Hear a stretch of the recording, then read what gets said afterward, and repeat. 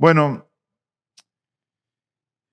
una de las preguntas que yo me hago en estos días es, ¿cómo es que nosotros en este mundo debemos aprender a vivir como cristianos?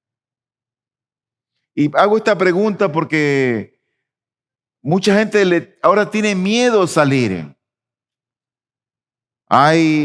Estamos rodeados de secuestros, de pandemias, de corrupción. Hay una crisis económica, hay un caos moral, hay peligro en la calle, hay accidentes, hay robos. Y hasta cierto punto la gente está algo temerosa. Pero ¿cómo podemos vivir en este mundo como cristianos en medio de toda esta situación que al día de hoy nos rodea? Pienso que la vida que nosotros llevamos debajo del cielo es un reflejo de la manera como nos conducimos delante de Dios. Según cómo tú te conduces en la vida, eso tiene que ver en tu relación que tienes para con el Señor. Así que, ¿cómo debemos de conducirnos en esta vida? Tal vez si a mí se me preguntara esto, tal vez yo diera mi punto de vista al que me lo preguntase, muy probablemente de acuerdo a las circunstancias. Y yo daría mi apreciación cómo tienes que conducirte en la vida de alguna manera prejuiciada. Mira, ten cuidado en los semáforos, yo te diría. Estás con tu carro, mira a los lados, ten cuidado. Yo te diría cosas así. O tal vez yo te diría, mira, no salgas de noche. No vayas por la entrada a la 8, ten cuidado. Y todos mis pensamientos y mis consejos probablemente surgirían conforme a la realidad que yo vivo aquí. Si tal vez viviera en otro país, yo te diera un consejo, si tú me preguntases aquello, de acuerdo a la realidad como yo vivo en ese país. No, anda al parque nomás, mira, eso es bien seguro allí. Pero si yo vivo aquí, yo te voy a dar un consejo probablemente prejuiciado, sesgado, que va a estar en relación con lo que yo vivo. Entonces yo quiero que seamos neutrales, porque yo no te puedo dar esa clase de consejo.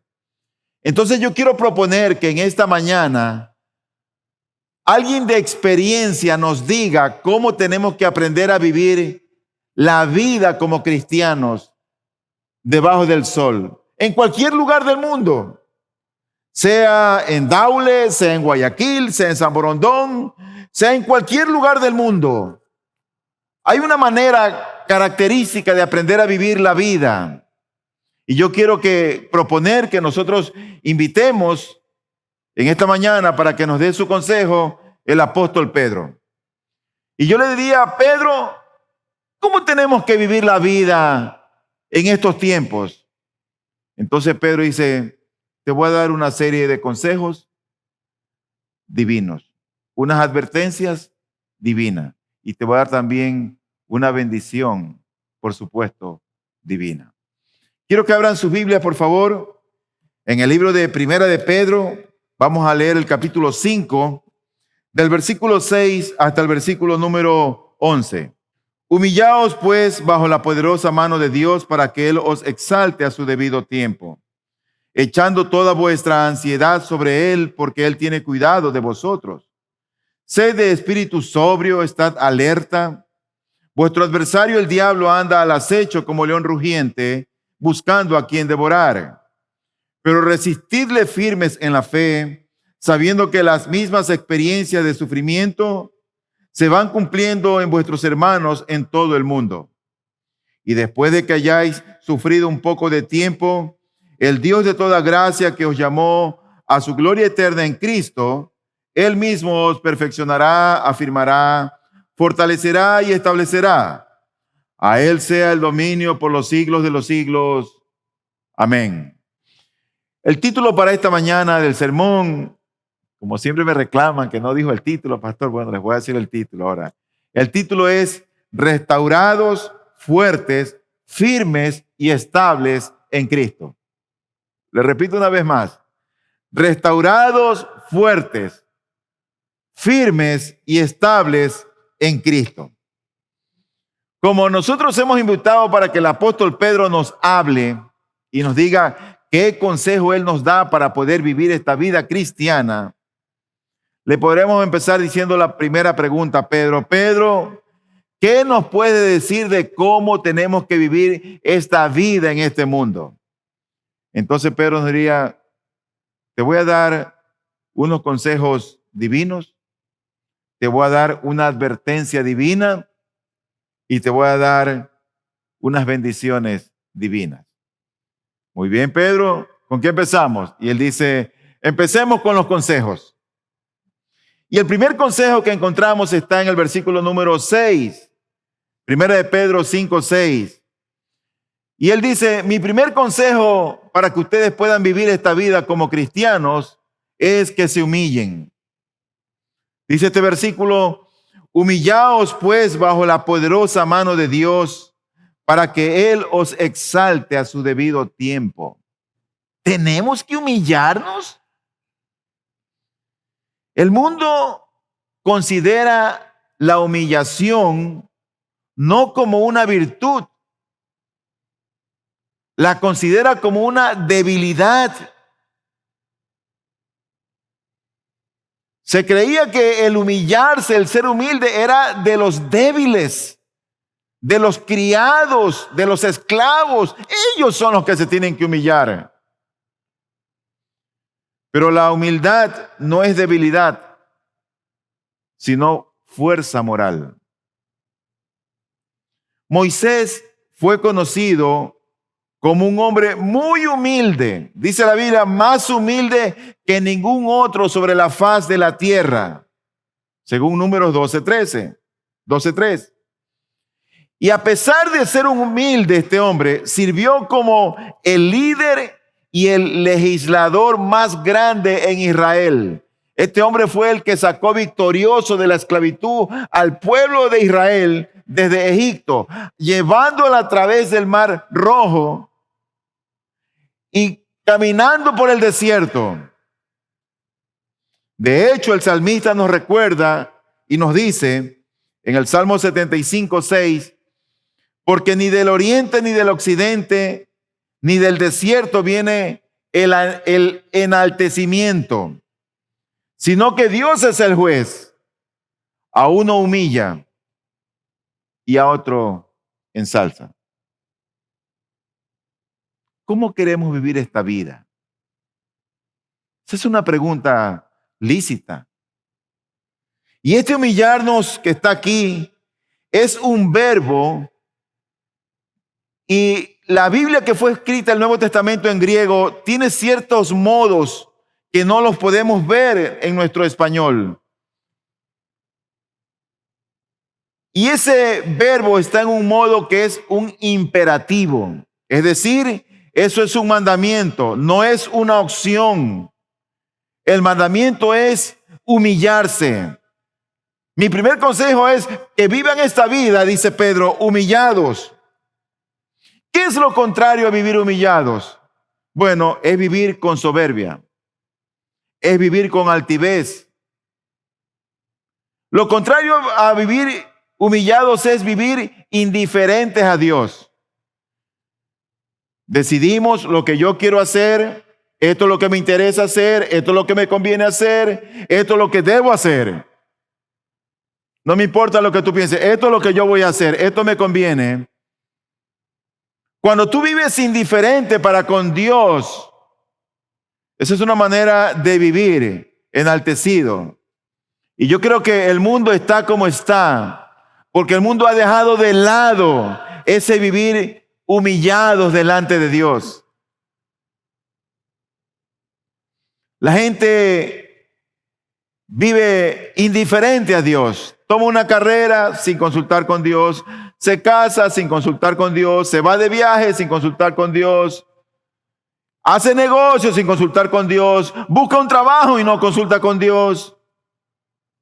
Así vive la gente al día de hoy. Pero el sentido del cual la Biblia aquí nos habla, del vivir humillados delante de Dios, es reconocer que somos de un rango inferior a Dios. En otras palabras, todo lo que Él ha determinado hacer, lo que ha decretado hacer desde antes de la fundación del mundo, lo decretó a causa de su sapiencia, a causa de su sabiduría. Las cosas que Él ha permitido en su soberanía que ocurran en este mundo, aunque no las comprendamos, son parte del plan soberano de Dios.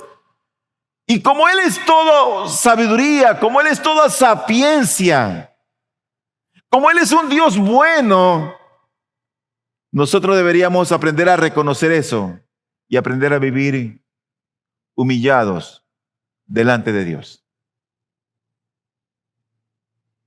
¿Dónde estábamos nosotros cuando Él fundaba el mundo? ¿Dónde estábamos nosotros cuando Él establecía los cielos y los mares? ¿Dónde estábamos? Ni siquiera existíamos. Y este mundo no se ha humillado ante Dios, no se ha inclinado ante Dios, no quiere postrarse ante Dios, ni siquiera se ha agachado ante Dios. Así vive este mundo. Más bien, yo diría que todo lo contrario. La gente en este mundo al día de hoy se ha levantado, se ha alzado contra Dios. La gente es desafiante para con Dios. Por eso es que aprueban los abortos. Por eso es que aprueban la relación de hombre con hombre o de mujer con mujer. Por eso hay tanto caos en esta vida. Porque el hombre no ha reconocido los decretos, los mandatos, no ha reconocido su palabra y la ha dejado de lado.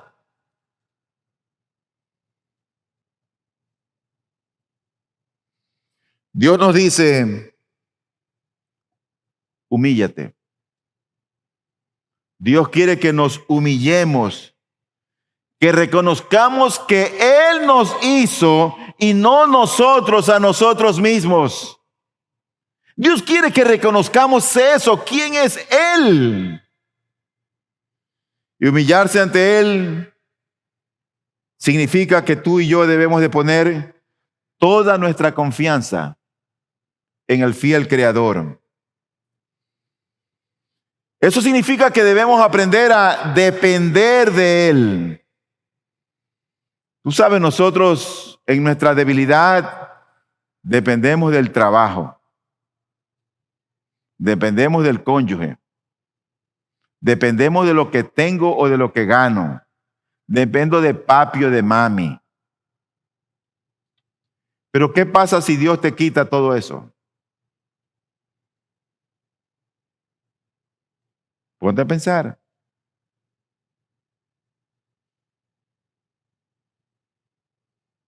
Debemos aprender a depender de Él y tener plena conciencia de nuestra insignificancia. Mira, déjame decirte algo. Cada vez que nosotros venimos a la iglesia, venimos a oír el sermón de la palabra de Dios, debemos de venir con la expectativa de qué es lo que Dios quiere decirme. Pero yo sé que hay personas que a veces vienen, no, que el pastor es muy duro, y la gente se siente ofendida. Se siente ofendida por un sermón, por lo que Dios dice en su palabra.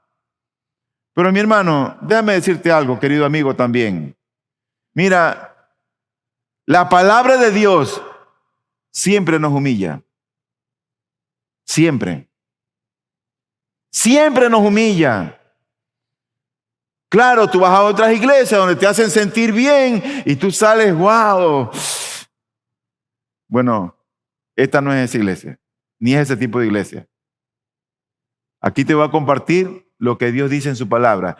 Y su mensaje, por lo general, siempre nos humilla. Dios ha venido para exhortarnos, para consolarnos, pero también para edificarnos.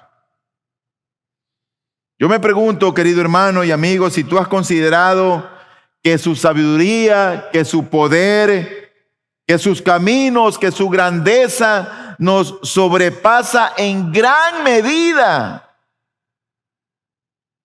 Cuando nosotros no conocemos eso es porque simplemente no conocemos a Dios. Y si esa es tu condición y estás aquí, yo estoy seguro que el plan de Dios para ti es que tú conozcas quién es el Señor. Puede ser que tú no pienses en esas cosas, pero Dios quiere que tú lo conozcas, que aprendas a confiar en Él, que aprendas a depender de Él. Ese es el plan del Señor. Por eso debemos humillarnos. Por eso tenemos que aprender a vivir humillados en esta tierra. Dios es un Dios justo, pero también Dios es un Dios bueno. Si Él dice que debemos humillarnos, eso debería ser suficiente para nosotros. Humillarse, Señor, me humillo ante ti. Y si lo hacemos está bien, pero en la inmensa bondad de Dios, Él premia la obediencia. Porque Él dice en el versículo número 6, humillaos pues bajo la poderosa mano de Dios. Y hasta ahí hubiera sido suficiente. Pero Él luego añade y dice, para que Él os exalte a su debido tiempo. Qué bueno que es Dios. Humillarnos ya hubiera sido suficiente. Pero luego le añade, para que Él os exalte a su debido tiempo.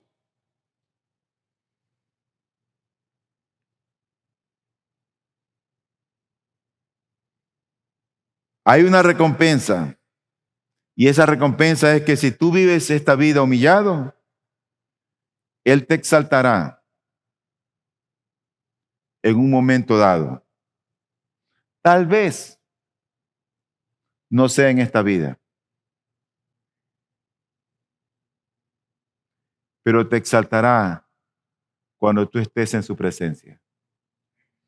Si tú ves la vida de los apóstoles, de todos esos hombres que creyeron en la Biblia, murieron y vivieron torturados, encarcelados, perseguidos, azotados, fueron decapitados, fueron aserrados. Eran la escoria de la humanidad. Pero vivieron esta vida aguardando en la esperanza en el Señor. ¿Cómo estás viviendo tú esta vida, querido hermano? ¿Eres solamente alguien que viene y asiste? ¿O de lunes a sábado también vives la vida cristiana? De hecho, es al humilde a quien Dios siempre lo exalta. Dice la Escritura en Lucas 14:11, porque todo el que se ensalce será humillado y el que se humille será ensalzado. Pedro, he pensado en lo que me has dicho y te agradezco. Te agradezco. Y Pedro nos interrumpe. No, espérate. Que tengo un segundo consejo para ti. Pedro, sí. ¿Y cuál es tu segundo consejo? Versículo 7. Y Pedro dice, mi segundo consejo es que aprendas a vivir esta vida descansando en Él. ¿Y qué significa eso, Pedro? Y él nos dice, echando toda vuestra ansiedad sobre Él, porque Él tiene cuidado de vosotros.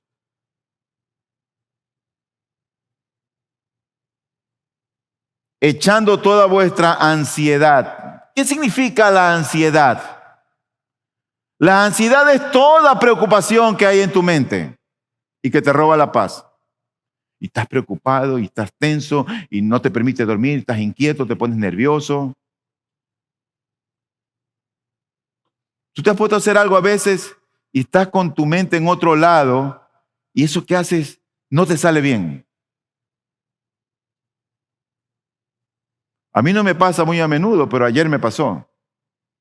Tenía muchos pensamientos y mientras estaba ejercitándome, no le daba a uno en mi ejercicio. Dijo, wow. Y puse en mi registro que llevo diario, estoy preocupado, estoy tenso, para saber por qué hice malos mi entrenamiento. Pero a veces hacemos algo y estamos con la mente en otro lado a causa de la presión, de la tensión que hay, de esa ansiedad que está en nosotros, que nos empieza de alguna manera a debilitar, que nos empieza a carcomer, que nos distrae. Mira, esa palabra ansiedad es mencionada en la Biblia en varias oportunidades. Y se la presenta como una preocupación. Por ejemplo, en Mateo 13:22 dice la Biblia: y aquel en quien se sembró la semilla entre espinos, este es el que oye la palabra. Y luego dice, más la ansiedad o más la preocupación del mundo y el engaño de las riquezas ahogan la palabra y se queda sin fruto. A veces tú estás preocupado y tienes muchas cosas en tu mente, que tus hijos, que el trabajo, que tu mujer, que el familiar, que el enfermo, que el sano, que el dinero, muchas cosas.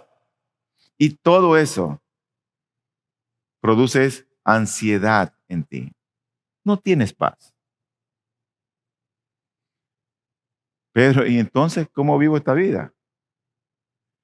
Echa sobre él tu ansiedad. Echa, descansa en él. Eso es lo que Dios dice. Descansa en él.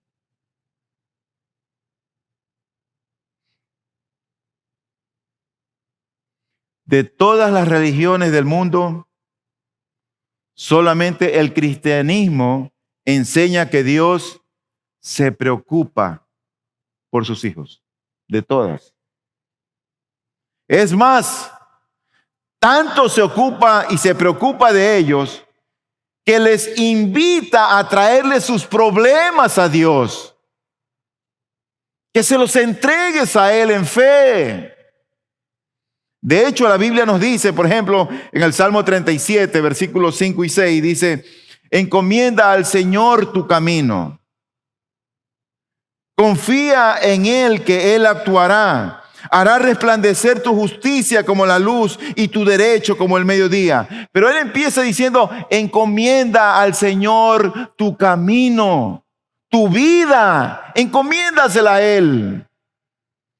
Tú eres un joven y tienes tal vez una imagen de cómo quieres ser cuando seas grande. Bueno, encomienda al Señor tu camino. Estás soltero, estás soltera. Estás pensando tal vez un día en casarte, en tener hijos, y no sabes cómo será eso. Tal vez tienes una ideología de eso. Encomienda al Señor tu camino, para que no te divorcies. El Salmo 55:22 nos dice: echa sobre el Señor tu carga y Él te sustentará. Él nunca permitirá que el justo sea sacudido. ¡Qué promesas! Y en Mateo 6, 25 y 32 dice: por eso os digo, dice Cristo, no os preocupéis por vuestra vida, qué comeréis o qué beberéis, ni por vuestro cuerpo, qué vestiréis. ¿No es la vida más que el alimento y el cuerpo más que la ropa? El 32 dice: porque los gentiles buscan ansiosamente, preocupados, buscan esas cosas, todas esas cosas. Y luego dice que vuestro Padre Celestial sabe que necesitáis todas estas cosas. Y de hecho el apóstol Pablo parece que entendió muy bien esta situación, porque él tuvo una vida difícil. En verdad que fue una vida difícil desde que fue cristiano. Antes de ser cristiano, él no tenía problema, pero fue cuando fue cristiano que vinieron los problemas. Fue encarcelado, fue apedreado, fue dado por muerte, tenía que escapar colgado en canastos desde torres, era perseguido, era azotado. Lo metían preso. Fue cuando fue cristiano que vinieron los problemas con Pablo. Y él aprendió a depender del Señor y aprendió a depositar su vida, sus problemas en Dios. Por eso le escribió en Filipenses 4:6: por nada estéis afanosos, antes bien, en todo, mediante oración y súplica, con acción de gracias, sean dadas a conocer vuestras peticiones delante de Dios. Ansiedad. Él dice que tenemos que echar nuestra preocupación, nuestra ansiedad sobre Él. Echar. ¿Qué es echar? Esa palabra echar, el sentido que es tíralo con fuerza. No te quedes con eso. ¿Qué echas con fuerza? Tu preocupación. Déjame decirte algo. Si no echas tu preocupación al Señor, entonces tú mismo vas a cargar con esa preocupación. Tú mismo vas a cargar con esa ansiedad.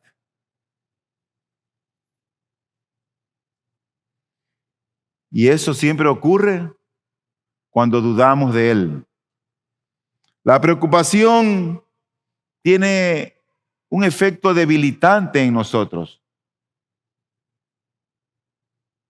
La preocupación es como que nos carcome, trabaja en nuestra mente, trabaja en nuestra alma, trabaja en nuestro corazón y se refleja por el rostro y por lo que hablamos. Tú ves a alguien, tú sabes cuando alguien está preocupado. Tú lo oyes hablar y es suficiente a veces que diga una oración y tú sabes la preocupación que tiene. Pero recuerda, hermano, que el Señor ha prometido no dejarte y no desampararte. En Hebreos 13:5 dice: sean vuestro carácter sin avaricia, contentos con lo que tenéis, porque Él mismo ha dicho, nunca te dejaré ni te desampararé. Gracias, Pedro. Espérate, dice él. Tengo un tercer consejo para ti. Pedro, pero ya me humillé, ya he puesto mi carga sobre él. Va el tercer consejo, te digo, escúchame. Entonces él nos dice, mi tercer consejo es que mientras tú vives esta vida, veas la realidad de esta vida con una mente clara. Tenemos que aprender a vivir y a ver esta vida o la realidad de esta vida con una claridad espiritual.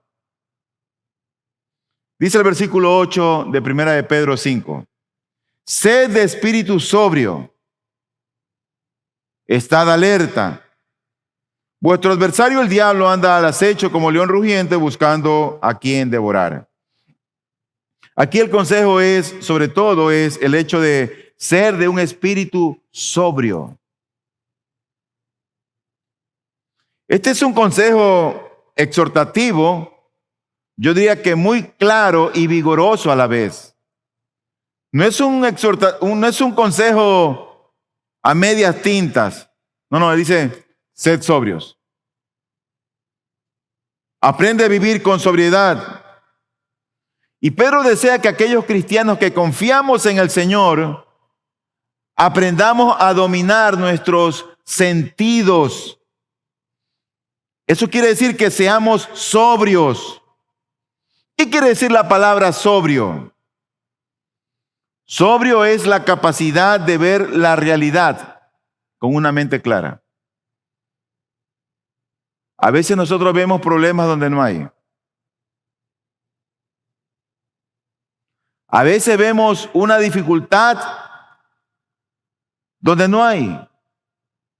Estamos prejuiciados en nuestra mente. No ha ocurrido nada, pero nosotros ya lo damos como hecho. Es que esto va a pasar, esto va a ocurrir, yo lo sé. Y tú lo sabes. No hemos aprendido a ver esta vida con una realidad por medio de los ojos de la fe, con una mente clara. El ser sobrio es justamente tener esa capacidad de ver la realidad con una mente clara. Pero luego dice el Señor, estar alerta.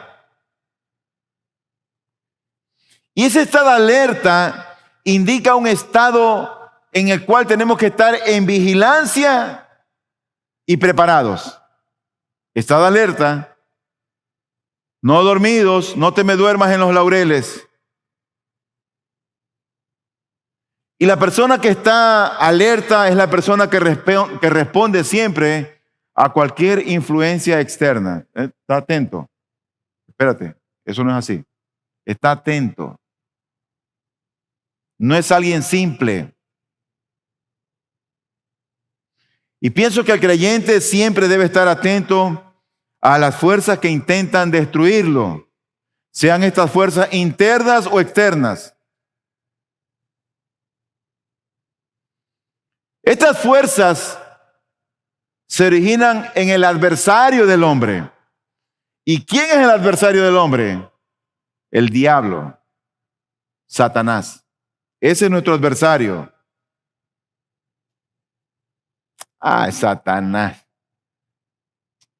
Pastor, ¿y usted cree en Satanás? ¿Usted cree en el diablo? Bueno, la Biblia lo dice. Mi Señor fue tentado por Satanás. La caída de nuestros representantes federales fue a causa de Satanás. Y él está seduciendo a mucha gente en la humanidad al día de hoy. ¿Serio, pastor? Sí, te estoy hablando muy en serio. ¿Qué sabes tú de Satanás? ¿Qué sabes del diablo? Bueno, el diablo está, ¿sabe para qué? Para destruirte, para atacarte. Ni siquiera Cristo se escapó al ataque de Satanás, ni tampoco sus apóstoles. ¿Y tú crees que tú te vas a escapar? Ni el diácono se va a escapar. Peor el pastor. Peor tú. Dice la Escritura en Lucas 22, 31 y 32. El Señor le dice a Pedro: Simón, Simón, Pedro, Pedro, mira que Satanás os ha reclamado para zarandearos como a trigo. Pero yo he rogado por ti para que tu fe no falle. Y tú, una vez que hayas regresado, fortalece a tus hermanos. ¿Qué sabes de Satanás? Satanás es alguien que siempre te va a acusar delante de Dios. De hecho, él se lo conoce como el acusador. Dice la Escritura en el libro de Zacarías, capítulo 3, versículo 1. Entonces se mostró al sumo sacerdote Josué, que estaba delante del ángel del Señor, y Satanás estaba a su derecha para acusarlo. ¿Sabes? A veces nos sentimos como opacados y es como que si Satanás estuviera taladrando nuestras conciencias, nuestras mentes y hablando: mira, tú eres un pecador. Mira, tu vida cristiana está derrotada. Y Satanás así obra en nuestras mentes. Y nos sentimos poca cosa. Y llega un momento en que nuestra identidad de lo que somos en Cristo es algo que está distorsionada por el ataque, por las acusaciones de Satanás a nuestras mentes. ¿Qué sabes de Satanás? No solamente te va a atacar ni acusar, pero tú tienes que saber que el jefe supremo de este mundo es Satanás. Él está controlando y dominando todo lo que aquí ocurre. El sistema de este mundo es controlado por el maligno. Lo que pasa es que él no hace más de lo que Dios le permite hacer, porque Dios es soberano. Dice la Biblia en 1 de Juan 5:19. Sabemos que somos de Dios y que todo el mundo yace bajo el poder del maligno. Todo el mundo está bajo el poder del maligno. Por eso es que tú ves tanta influencia aquí. Ay, Pedro, gracias por los consejos. Pero Pedro te dice, pero te quiero advertir algo. Y mi advertencia es solamente una. Que a ese enemigo, que al diablo, que a Satanás, mientras tú vivas debajo del cielo, tú aprendas a resistirlo. Resiste a Satanás. Primera de Pedro 5:9 dice, pero resistidle firmes en la fe, sabiendo que las mismas experiencias de sufrimiento se van cumpliendo en vuestros hermanos en todo el mundo. ¿O tú crees que nosotros nomás padecemos? No son los mismos sufrimientos, son las mismas experiencias de sufrimiento. No es lo mismo. El uno tiene dolor, el otro tiene dolor. Este es infringido por el esposo, el otro es infringido por los hijos.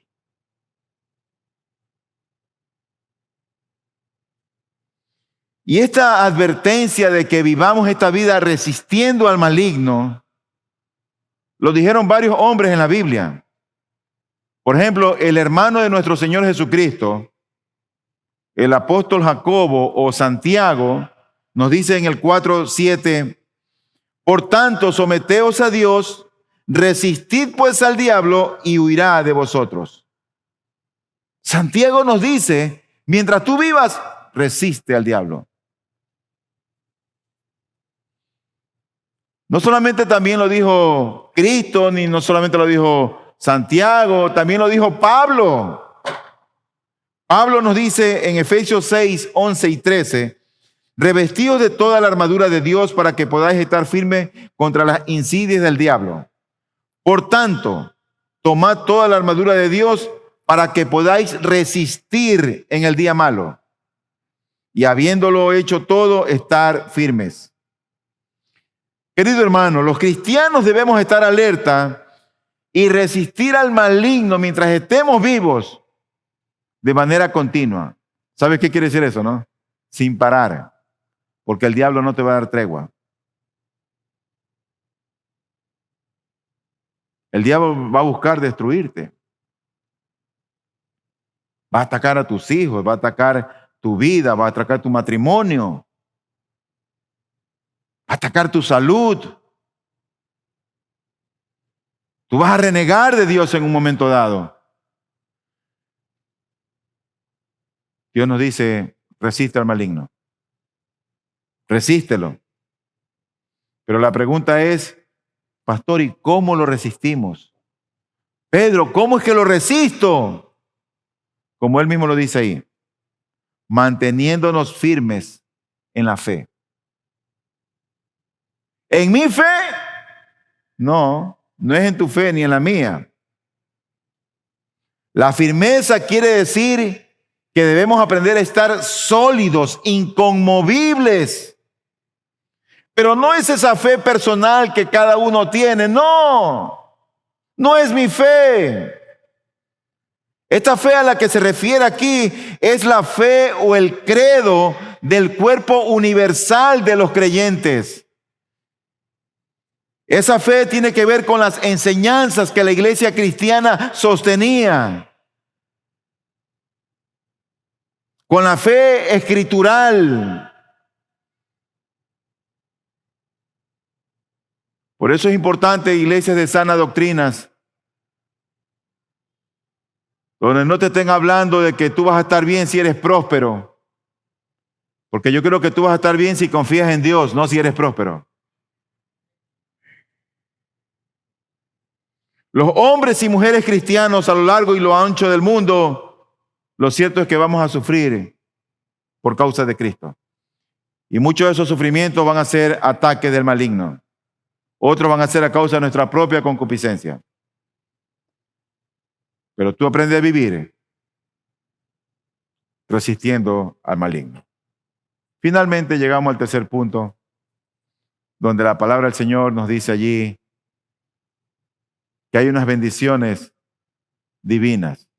Ya escuchamos el consejo divino, una advertencia divina, y vamos a ver ahora unas bendiciones por supuesto, divinas. Están en el versículo número 10. Dice el versículo 10, y después de que hayáis sufrido un poco de tiempo, el Dios de toda gracia que os llamó a su gloria eterna en Cristo, Él mismo os perfeccionará, afirmará, fortalecerá y establecerá. El asunto es que en nuestra carnalidad, en nuestra naturaleza, no nos gusta sufrir. ¿A quién le gusta sufrir? Si con un dolor de diente uno pega el grito al cielo, con una jaqueca uno se muere. Romanos 8:18 dice, pues considero que los sufrimientos de este tiempo presente no son dignos de ser comparados con la gloria que nos ha de ser revelada. Ningún padecimiento o situación difícil que tú tengas o que estés pasando ahora se compara a la gigantesca bendición que tendrás con el Señor. No se compara. De hecho, en 2 Corintios 4:17 nos dice, pues esta aflicción leve y pasajera,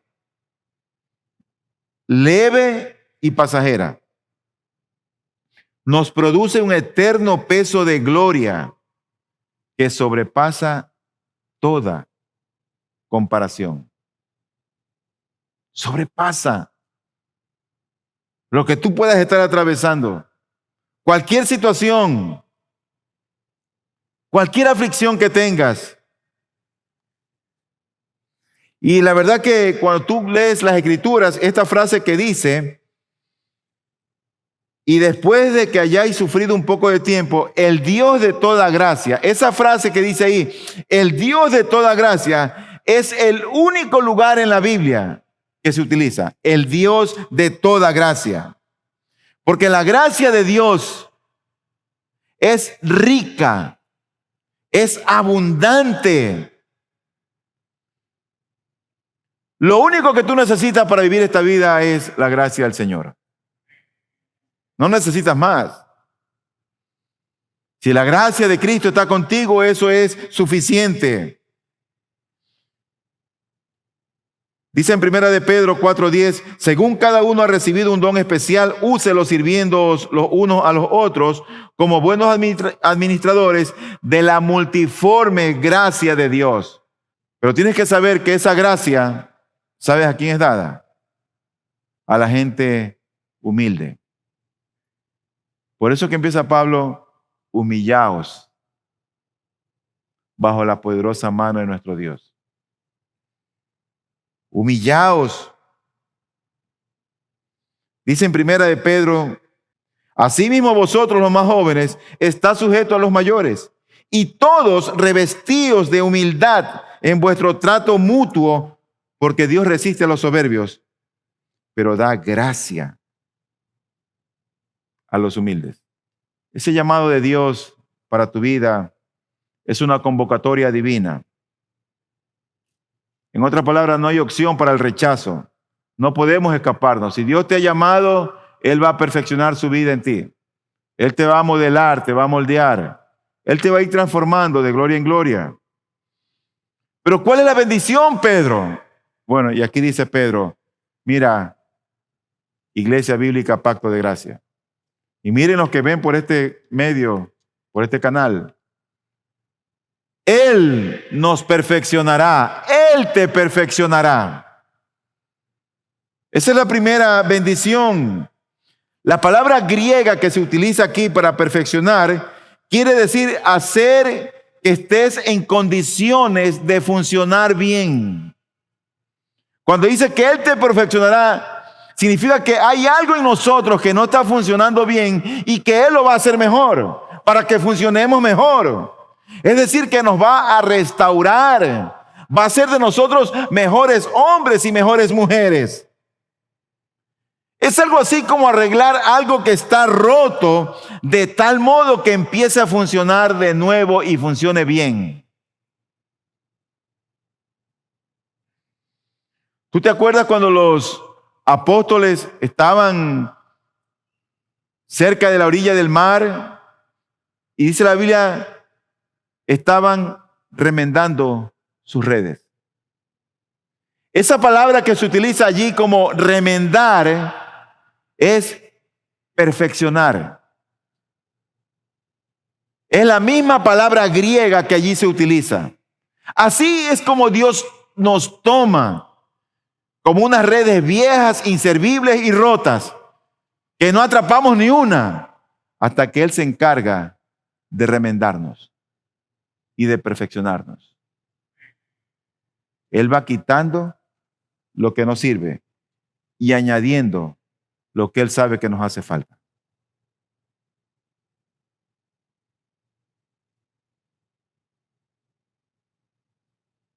Por lo tanto, esa palabra quiere decir perfeccionar, quiere decir restaurar.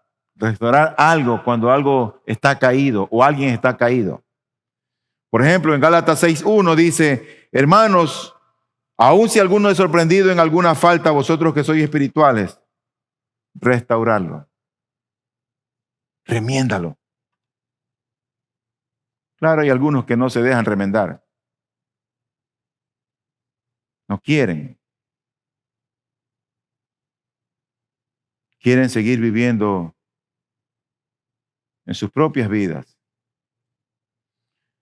Pero como quiera que sea, el Señor para sus hijos, una de sus bendiciones es que Él nos está restaurando. Él está perfeccionando su vida en la tuya. ¿Sabes cuál es la segunda bendición? Es que Él nos está preparando para un propósito. Nada de lo que Dios hace contigo pienses que es hecho. No. A veces la gente se conforma con venir a la iglesia, oír el sermón e irse. Y ahí hasta el próximo domingo. ¿Te has puesto a pensar cuánto tiempo llevas oyendo sermones?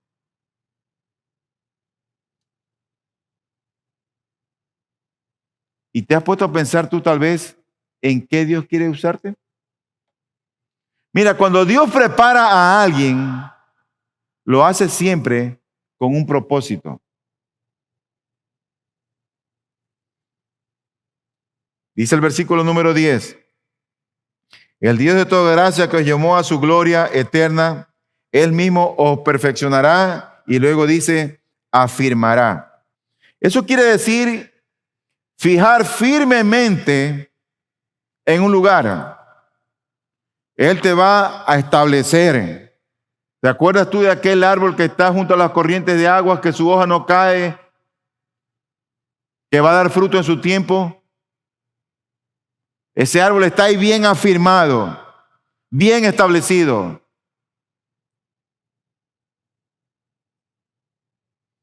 En Lucas 16:26 dice la Biblia, y además de todo esto hay un gran abismo puesto entre nosotros y vosotros. De modo que los que quieren pasar de aquí a vosotros no pueden y tampoco nadie puede cruzar de allá a nosotros. Ese es el caso del rico y Lázaro. Padre Abraham. Y el padre Abraham le dice, hay un gran abismo puesto, establecido, que no se puede mover, nadie lo puede quitar. Ahí está ese abismo puesto. Así hace Dios con nosotros. ¿Sabe lo que Dios hace? Nos afirma, nos vuelve o nos establece en un lugar para que estemos en firmeza. En Lucas 22:32, pero yo he rogado por ti para que tu fe no falle y tú, una vez que hayas regresado, fortalece a tus hermanos. Y eso es lo que Dios hace. Dios hace a los creyentes, hombres y mujeres, firmes en su fe. No es gente que tiembla, no es gente que se amilana por nada, no es gente, no es gente que está asustada. El COVID, el COVID. No. ¿Y qué?